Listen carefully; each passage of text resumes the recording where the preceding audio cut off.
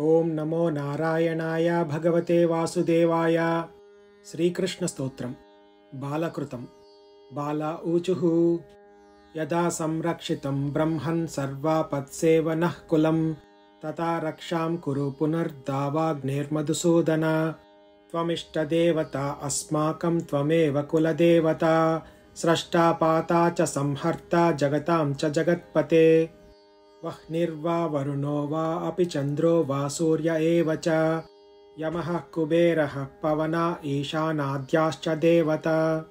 ब्रह्मेश शेषधर्मेन्द्र मुनीन्द्रा मानवः स्मृताः मानवाश्च तथा दैत्या यक्षराक्षसकिन्नराः।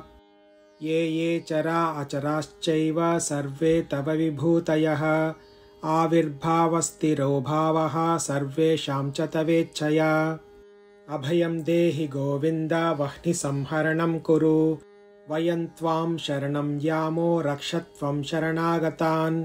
इत्येवमुक्त्वा ते सर्वे तस्थुर्ध्यात्वा पदाम्बुजं दूरीभूतस्तु दावाग्निः श्रीकृष्णामृतदृष्टितः।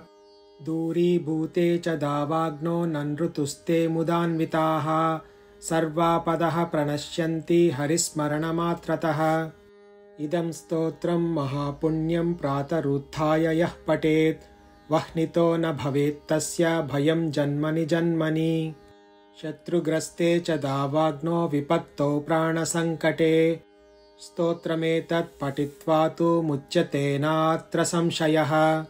शत्रुसैन्यं क्षयं याति सर्वत्र विजयी भवेत् इहलोके हरेर्भक्तिमन्ते दास्यं लभेत् ध्रुवम्। ओम नमो नारायणाय भगवते वासुदेवाय।